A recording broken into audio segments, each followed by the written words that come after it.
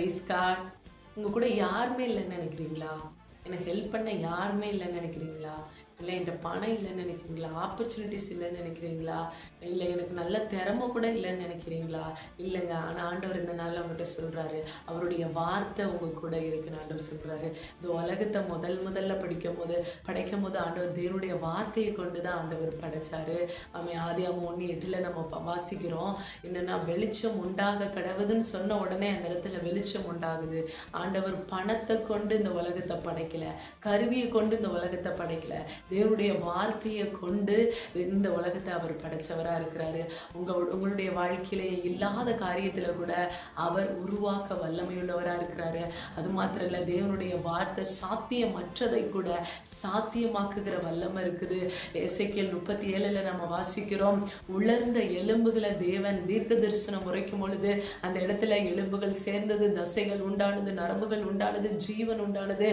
நம்முடைய குடும்பங்கள், நம்முடைய ஊழியம், இன்னும் நம்முடைய எதிர்கால காரியங்கள் ரொம்ப ட்ரை ஆயிட்டுன்னு ஃபீல் பண்ணலாங்க.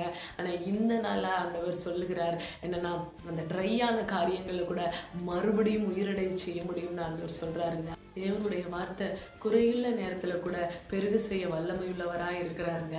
5 அப்போ 2 மீனை வச்சு தான் ஆண்டவர் ஆசீர்வதிச்சு 5000 புருஷர்களை, திரளான ஜனங்களை ஆண்டவர் போஷிச்சிருக்கிறாருங்க. நம்முடைய வாழ்க்கையில் நீங்கள் எதெல்லாம் குறைன்னு நினைக்கிறீங்களோ, நீங்கள் என்ன நினைக்கணும், அவருடைய வார்த்தையை கொண்டு அதை பெருக பண்ண முடியும்னு நீங்கள் விசுவாசிங்க.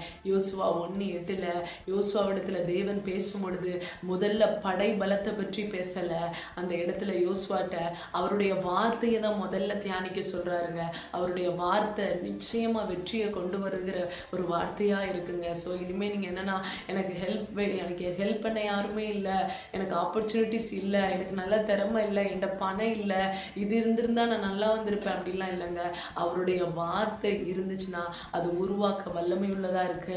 அவருடைய வார்த்தைக்கு உயிர்ப்பிக்க வல்லமையுள்ளதா இருக்கு. அவருடைய வார்த்தைக்கு பெருக பண்ண வல்லமையுள்ளதா இருக்குதுங்க.